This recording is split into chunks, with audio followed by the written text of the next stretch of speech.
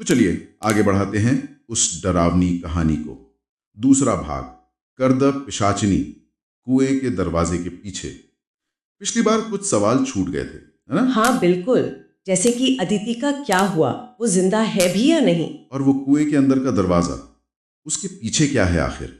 सबसे बड़ा सवाल, क्या कोई बच पाएगा? तो इन्हीं सवालों के जवाब हम कहानी के बाकी हिस्सों में ढूंढने की कोशिश करेंगे। कहानी शुरू होती है रात के ठीक 3 बजे, उसी पुराने कुएं के पास। और वहाँ माहौल कैसा है? डरावना। कुएं से अब धुआं उठ रहा है, जमीन पर कैमरा पड़ा है वैसा ही जैसा पहले था, और अदिति की डायरी का एक पन्ना वो हवा में फड़फड़ा रहा है। उस पर कुछ लिखा है? हाँ, लिखा है, मैंने उसकी आंखों में देखा, अब मैं कभी लौट कर नहीं आऊंगी। बहुत अ, भयानक बात है ये। बिल्कुल। दीपिका वहीं है, कांपते हाथों से वो डायरी बंद करती है। लेकिन तभी कुछ अजीब होता है। क्या? डायरी का आखिरी पन्ना वो अपने आप खुल जाता है, और उस पर लिखा है सिर्फ एक नाम, दीपिका।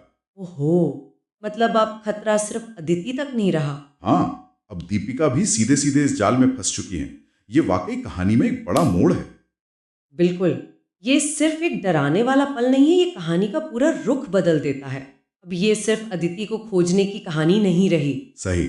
इसका असर दिखता भी है। दीपिका और विनय गांव लौट तो आते हैं, पर दीपिका वो ठीक नहीं है। उसकी हालत बिगड़ने लगती है। कैसे? मतलब क्या होता है उसे? वो नींद में बड़बड़ाती है, अजीब बातें कहती है। उस दरवाजे के पीछे वो मेरा इंतजार कर रही है। मैं उसकी तरह दिखने लगी हूँ। उसकी तरह? गर्द पिशाचनी की तरह? हाँ, ऐसा ही लगता है। ये सिर्फ डर नहीं है, ये जैसे पहचान खोने का डर है। वो धीरे धीरे बदल रही है। और विनय, उसका क्या मानना है? विनय को अब भी उम्मीद है। उसे लगता है अदिति जिंदा हो सकती है, और वो फैसला करता है वापस कुएं पर जाने का। अकेले? इस बार भी? नहीं, इस बार नहीं। वो समझ गया है कि ये अकेले का काम नहीं। वो गांव के एक जाने माने तांत्रिक हैं, बाबा नीलकंठ। उनको साथ ले जाता है। अच्छा, तांत्रिक की एंट्री होती है, ये तो दिलचस्प है। हाँ, और बाबा नीलकंठ का आना बहुत महत्वपूर्ण है। वो आते ही एक चेतावनी देते हैं। क्या चेतावनी? वो कहते हैं, जिस ड्यूटी है सावधान, वहां समय नहीं चलता, वहां आत्मा भी हमेशा के लिए फंस जाती है। बाप रे, ये तो बहुत गंभीर बात है। जी, ये सिर्फ माहौल बनाने के लिए नहीं है, ये उस जगह के नियम बता रहा है कि दरवाजे के पार हमारी दुनिया के नियम लागू नहीं होते। तो फिर क्या हुआ? विनय और बाबा गए कुएं में? हाँ, वो दोनों उतरते हैं कुएं में, और जब दरवाजे तक पहुंचते हैं तो इस बार दरवाजा खुला मिलता है। खुला हुआ? पिछली बार तो बंद था वो। बिल्कुल। और अंदर से अजीब डरावनी आवाजें आ रही हैं। कोई गा रहा है, कोई हंस रहा है, और कोई रो भी रहा है। सब मिला जुला सा। अंदर का नजारा कैसा था?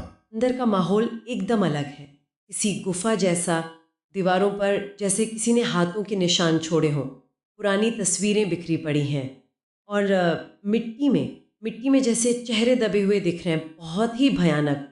और अदिति, क्या वो मिली? हाँ, वो वहीं थी, बीच में बंधी हुई। आंखें खुली थीं, पर वो पूरी तरह बेहोश थी, जैसे उसमें जान ही ना हो। बंदी हुई कैसे? उसके चारों ओर काले धागे लिपटे हुए थे, जैसे मकड़ी का जाला होता है ना, वैसा ही कुछ। लग रहा था जैसे वो धागे उसकी उसकी ऊर्जा, उसकी जान खींच रहे हों। ये तो बहुत बुरा है। फिर बाबा ने कुछ किया? हाँ, बाबा ने मंत्र पढ़ने शुरू किए उसे बचाने के लिए। लेकिन जैसे ही उन्होंने शुरू किया, वो आ गई, कर्द पिशाचनी। कैसी दिख रही थी वो? लाल आंखें, फटी हुई साड़ी, और चेहरा चेहरा पूरी तरह इंसानी नहीं रहा था, बहुत विकृत।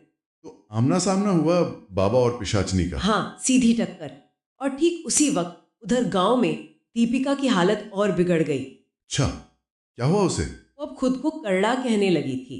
आईने में अपनी शक्ल देखकर डर जाती थी। गांव वालों ने भी देखा कि जब वो कुएं के पास जाती है तो कुएं का पानी वो ऊपर चढ़ने लगता है, और उसमें लाल रंग के छींटे दिखने लगते हैं। अरे बाप रे, मतलब वो जुड़ रही थी उस शक्ति से? हाँ बिल्कुल, ये सिर्फ कब्जा नहीं था, ये पहचान का बदलना था। वो धीरे धीरे वही बन रही थी। इसी बीच गुफा में बाबा नीलकंठ ने एक और भयानक राज खोला होगा। जी हाँ, उन्होंने विनय को बताया, एक पिशाचिनी वो तभी मुक्त होती है जब कोई उसकी जगह ले ले, या फिर उसकी अगली छाया तैयार हो जाए। छाया? मतलब दीपिका? इशारा साफ था। दीपिका अनजाने में ही सही, वो अगली छाया बन रही थी, कर्द पिशाचिनी की जगह लेने के लिए तैयार हो रही थी। अब विनय के सामने क्या रास्ता था? बहुत मुश्किल चुनाव था।